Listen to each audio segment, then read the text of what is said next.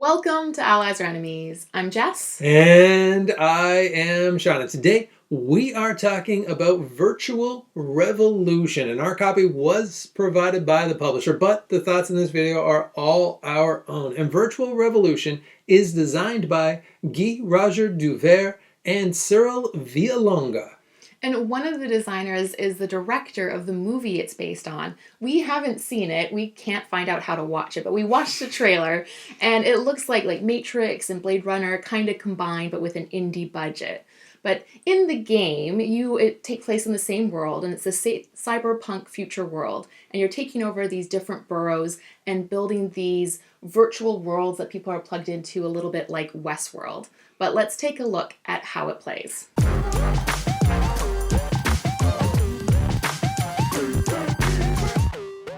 You start the game with 3 directors, a couple of objective cards, a bit of money, and influence randomly placed throughout the boroughs. On your turn, you will first place a director anywhere you want, then optionally add, remove, or move influence, and then take one of the 5 actions, which include getting money, recruiting agents, which you can use for various abilities and or to promote, aka tuck, in order to boost your other actions, building a server, which gives you income and can score big points, creating a verse, which is kind of a mini goal card with an instant bonus and endgame points, and making a donation, which builds your security and helps you deal with the corruption cards that many of the other actions will make you take. At the end of each round, if you have 5 or more corruption cards, you have to deal with all of them. You will also have to deal with a necro attack, which can wreck your stuff, though luckily all of this bad stuff can be neutralized by spending security shields that you will gain through various means. At the end of 5 rounds, you gain points for influence in boroughs, controlled districts, verse cards, servers, recruited agents, income, point tokens, objective cards, and a little bit extra for money. And then the company of the future is named. So, as you saw in the how to play, this mashes together a whole bunch of different mechanics. There is action selection, there is card play, there is area control, but I think it does a really good job at doing all of that all at once.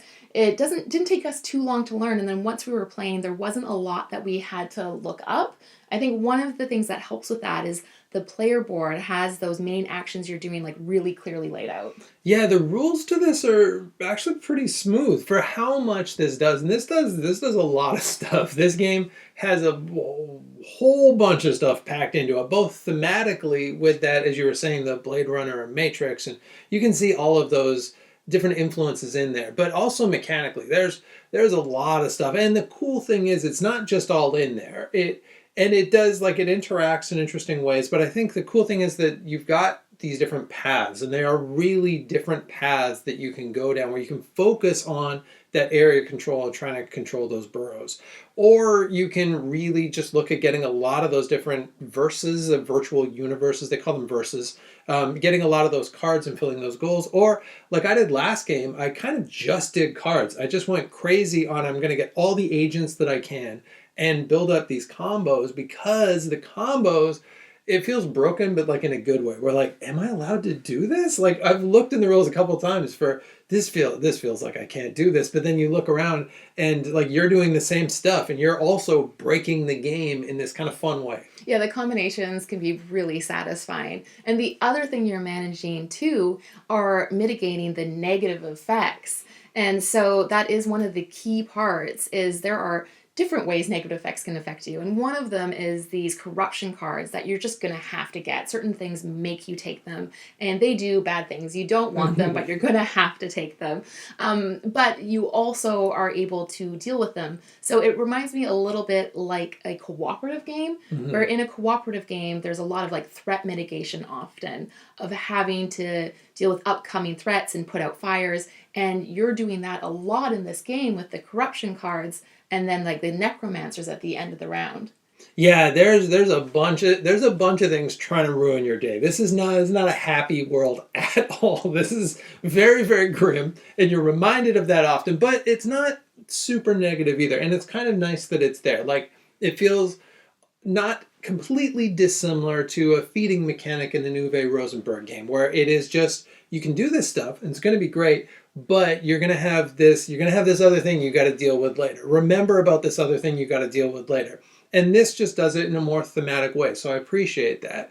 And these are very different too. So it's our first game. We felt like, oh, some of these are really tough because you've got some that you're going to lose like $2. You're going to lose one economy. You're going to lose like a person in a burrow. But then you got some that's like you're going to lose one of those the verse cards, or you're going to lose like a server. Those take a lot of work.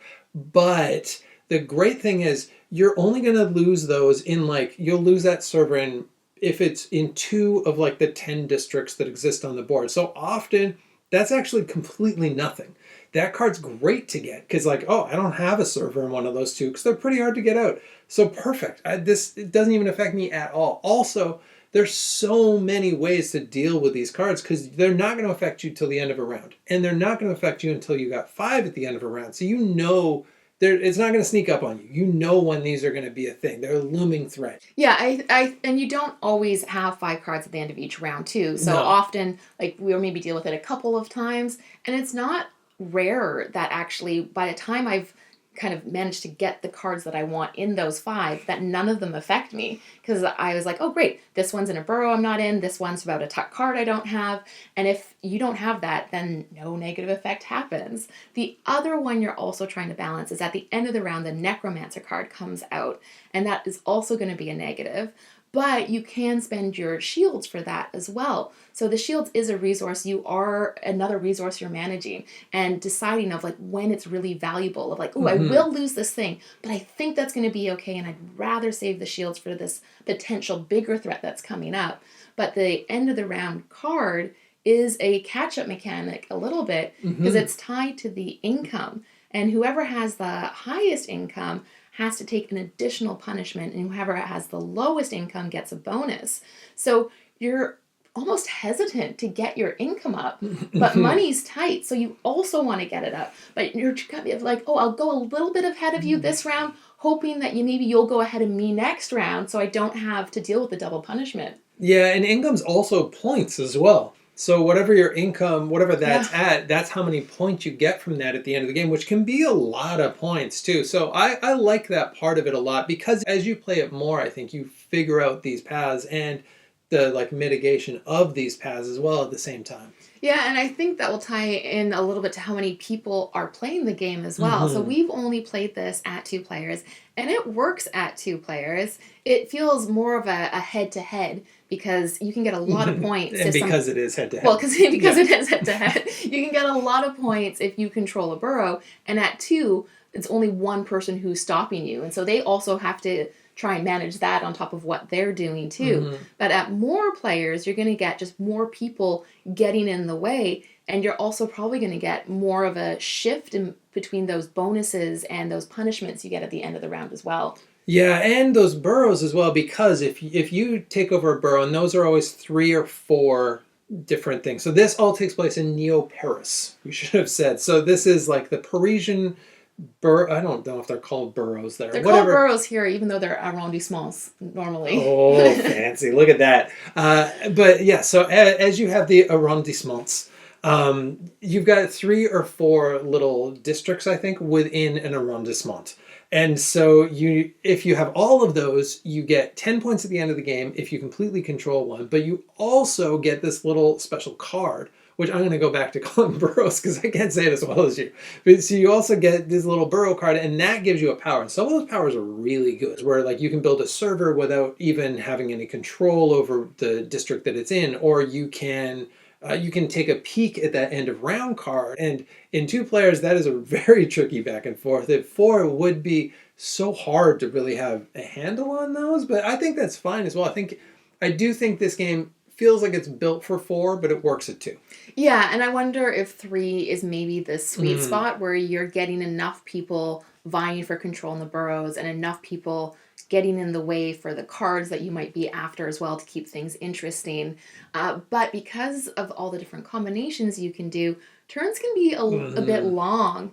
And so I do wonder if at 4 players, if it takes a while before it feels like it's coming back to you again. And so it probably just depends on the kind of player you are and the kind of players you're playing with too. But with these area control games, like the higher player count is probably better, but we still like the 2-player game. Yeah, this game could cause a lot of AP because you kind of have to think about all 3 actions you're going to do in a round at the beginning of that round. But then also people are going to mess with that, and then you got to rethink that as you go. So I do think 3 is probably the perfect sweet spot for this. But I was surprised how well it does work at 2, but it's not going to be kind of its ideal self.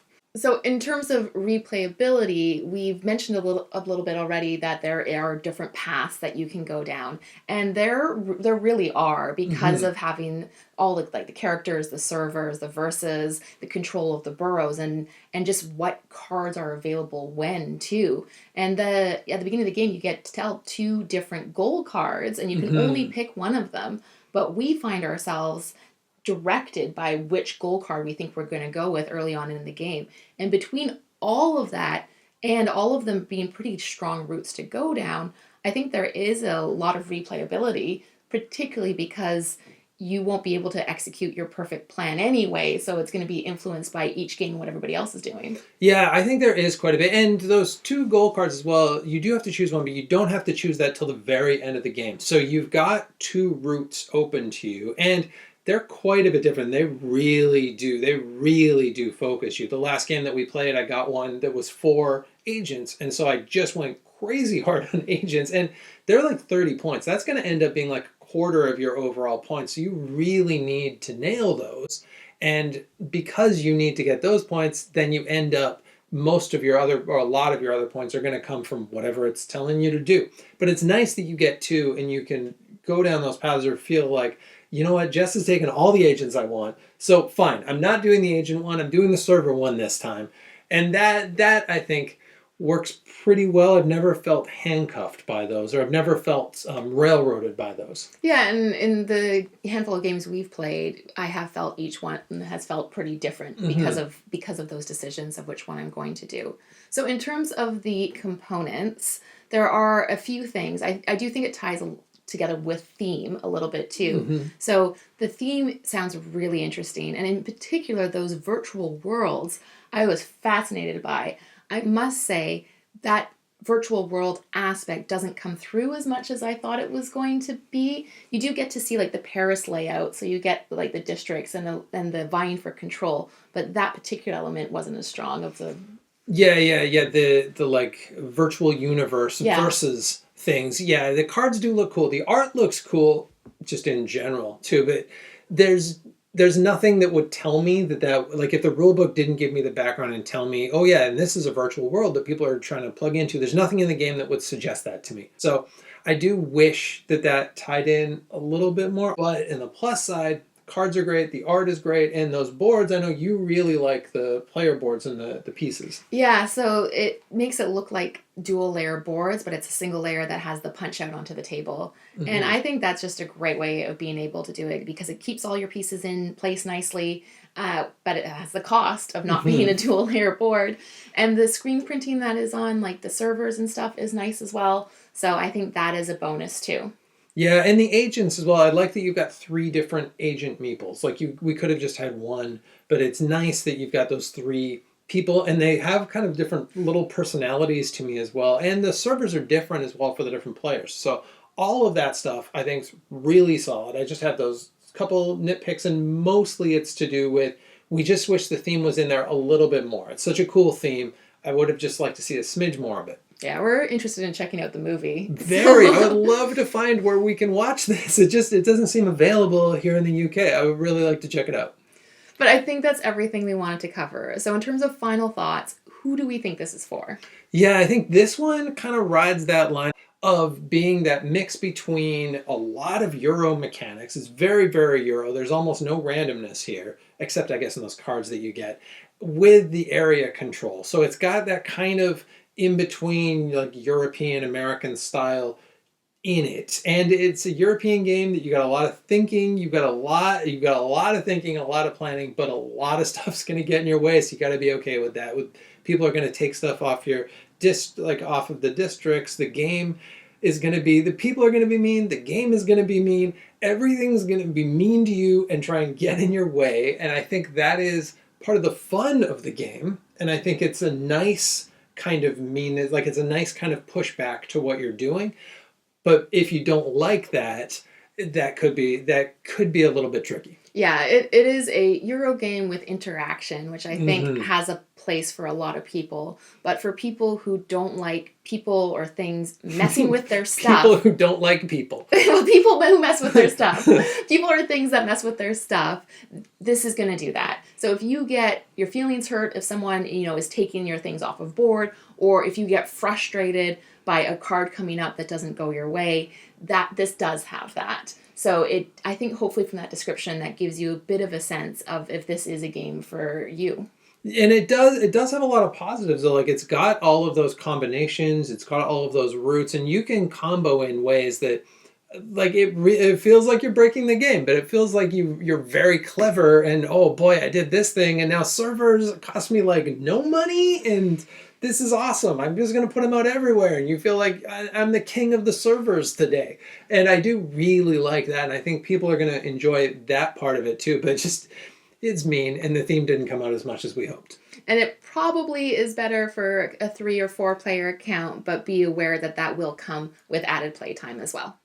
And that is it. That is Virtual Revolution. Have you played it? What did you think?